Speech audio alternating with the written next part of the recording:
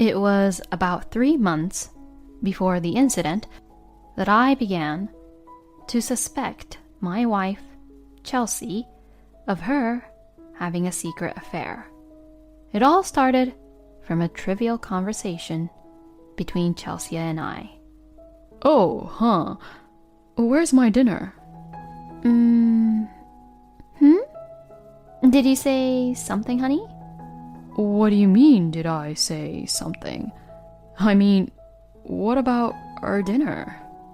You didn't make it? Oh my, I totally forgot. Sorry, but if you're hungry, go to the nearby supermarket and buy some pre-made meals or frozen meals. Excuse me? A pre-made meal or frozen meal? Yeah? You don't like the pre-made meals from the supermarket? Or the frozen meals? Well, no. That's not what I meant exactly. Chelsea is currently my housewife. But before she married me, she worked as a nutritionist. And probably because she was a nutritionist, she was very particular about the nutritional balance of the meals we eat. And she would usually tell me strictly, "I'll take care of your meals. So don't you ever buy any meals or any ingredients." That's why I felt somewhat off in her words and actions. Well, when Chelsea would get sick, I would sometimes go out to eat out of concern for her health. But this time, she was just sitting on the sofa, staring at her phone forever, sometimes with a somewhat complicated expression, and sometimes with a very happy expression on her face. Who have you been messaging with on your phone this whole time? Huh? Oh, friend. Yeah, my friend. Is your friend a guy? Or a woman? Oh, of course she's a woman. What? Is there something you want to tell me that's on your mind? No, it's nothing. I don't want to go to the supermarket. So, instead, I'll make my own dinner. Oh, I see. Well, I'm going to take a bath first, then go to bed. Good night. Chelsea looked really awkward when I asked about the person she was sending messages to on her phone, and it was so obvious. After 6 years of being married to Chelsea, you can definitely tell. I knew that Chelsea was seeing someone else. After that, I decided to use my savings and go to an investigating agency to investigate about Chelsea's secret affair. I didn't do any research at all beforehand, but the private investigator there seemed to be a very reputable and skilled professional. The investigator was able to find out the evidence of Chelsea's affair, as well as the details like name, address, and place of employment of Chelsea's lover, all in just 2 weeks of research. What was lacking at that time was not the investigator's skill, but my courage and determination. I could not even get myself to question Chelsea for a month, even though I had received solid evidence of her affair from the investigator. But then, another month later, an opportunity arose out of nowhere. I was on my way to the nearest bus station from my office after work. As I was staggering through the chaotic office area, thinking about Chelsea's affair, a man got out of a sedan, parked on the side of the road. He seemed to be trying to buy some water from a vending machine on the sidewalk. I was taken aback after seeing who the man was. He was Chelsea's lover.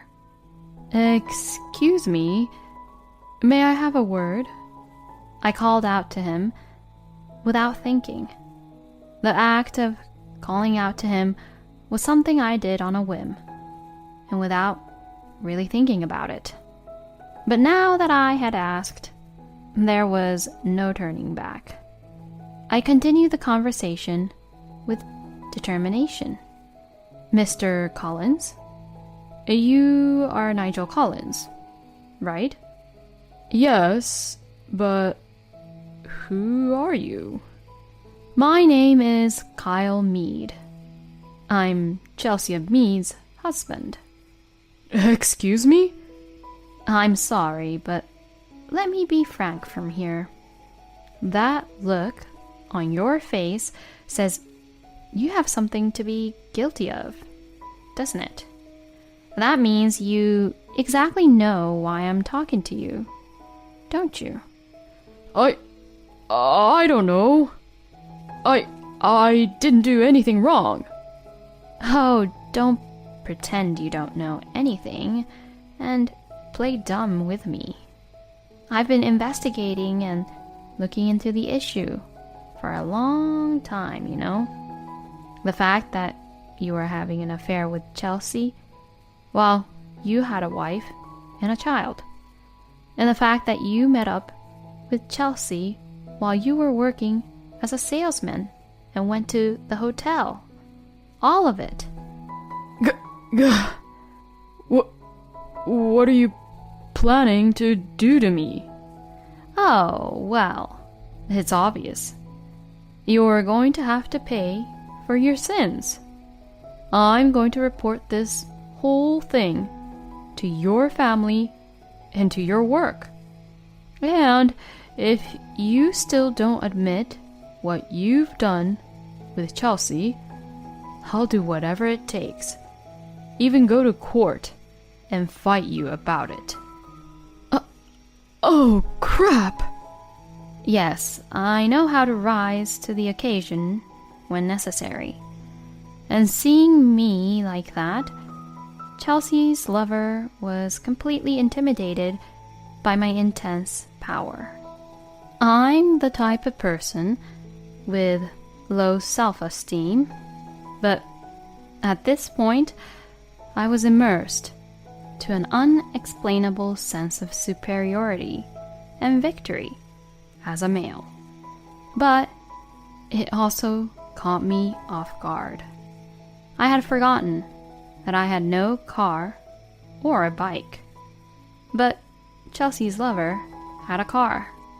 So Chelsea's lover had taken advantage of the opportunity to get away from me in his car, while I was being proud of myself about what I had done. I couldn't keep up with this sudden turn of events, and could only stare off at his car as it drove away with really fast speed. But the next moment, boom!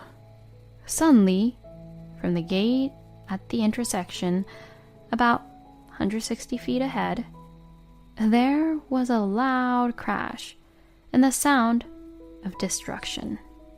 No way! Since I had a really bad feeling about this, I immediately ran towards the direction of the crashing sound. And what I saw was, there, his car was lying upside down, with the front part smashed into pieces. There was a stench of gasoline leaking from the fuel tank. There was also a lot of smoke, as if the electrical system had short-circuited. No one seemed to be involved in the accident, but the onlookers were not going anywhere near the car, since they were scared that the gasoline leaking from the fuel tank would start a fire.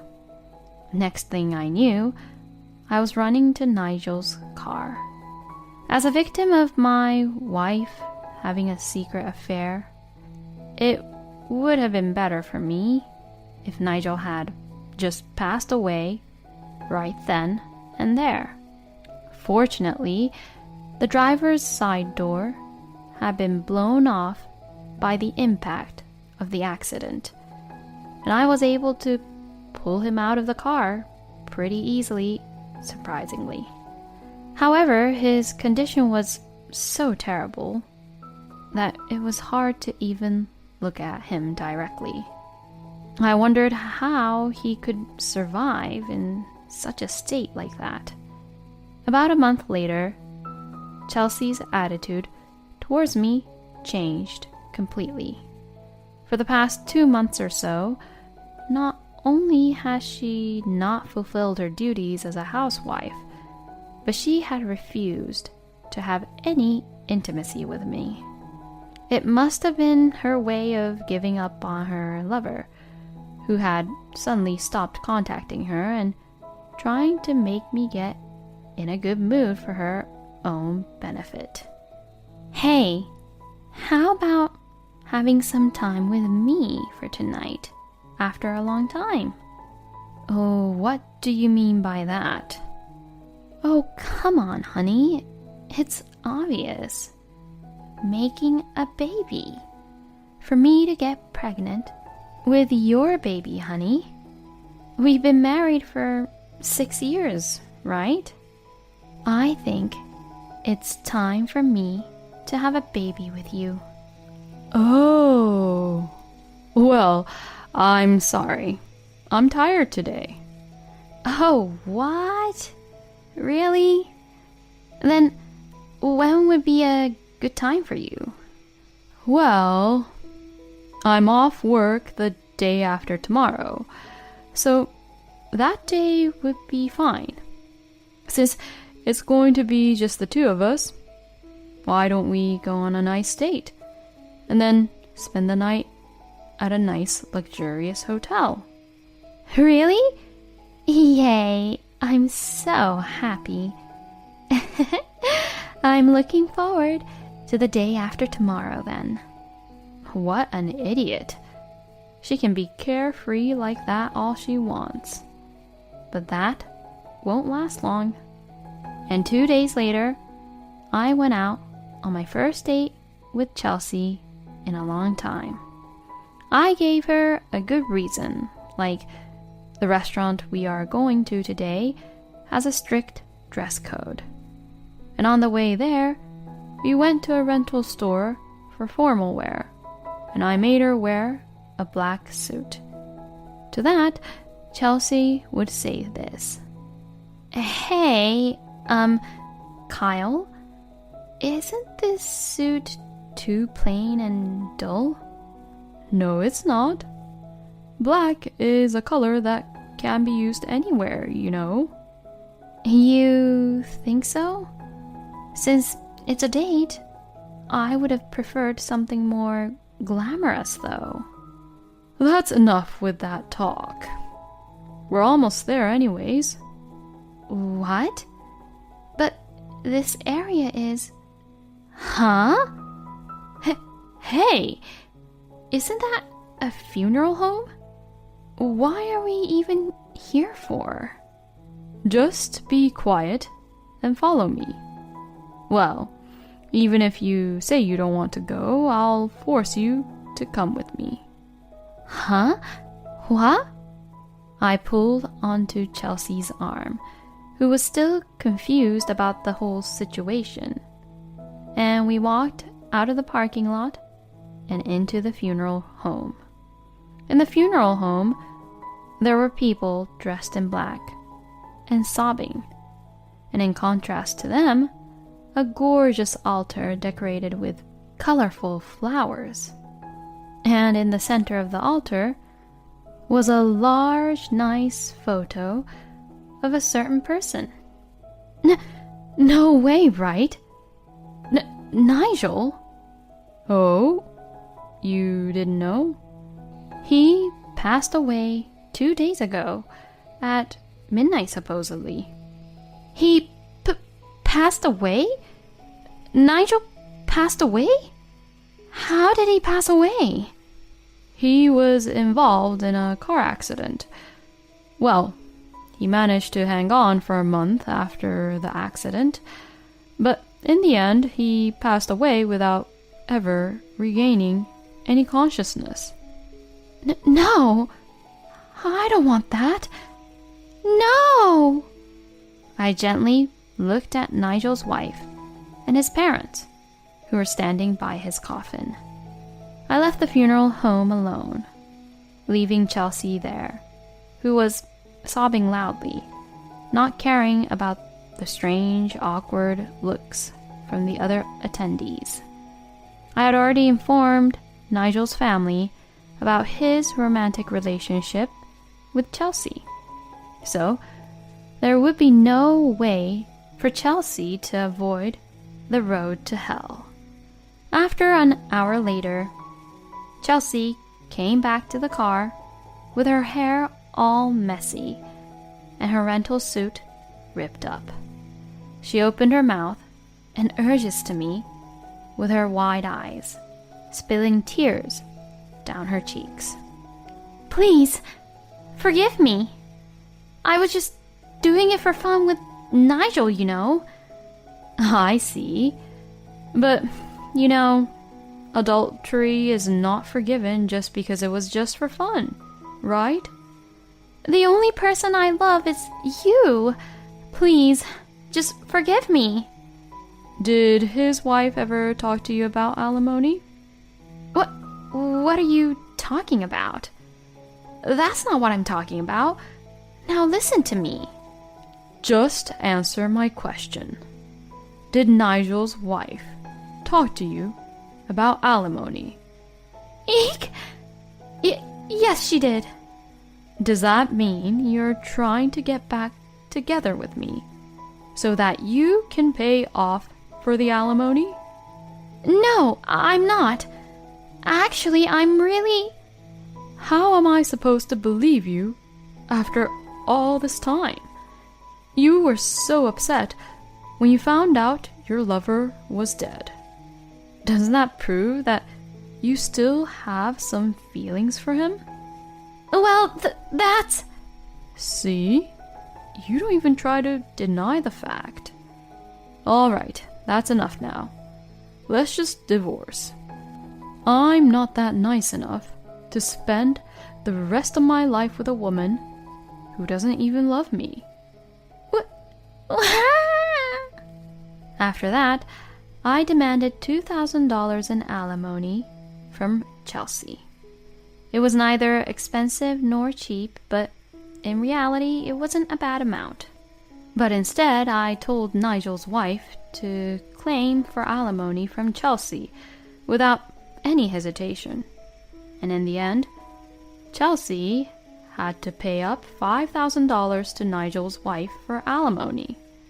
Thanks to this, Chelsea's share of the property that she was supposed to receive as her share of the property with me disappeared entirely because of that payment, and she ended up being in debt with $3,000. Currently, Chelsea has returned to work as a nutritionist and earns a living on her own. But it seems that the nutritionist's salary is not enough to pay off her debts and her living expenses. So, she's been working a couple of other sketchy jobs at night to help pay off her debts. Well, it doesn't matter since I don't feel anything for Chelsea now, and I don't really care if she is unhappy or not. Thank you for watching. I hope you enjoyed it. I look forward to seeing you again. Please subscribe to our channel.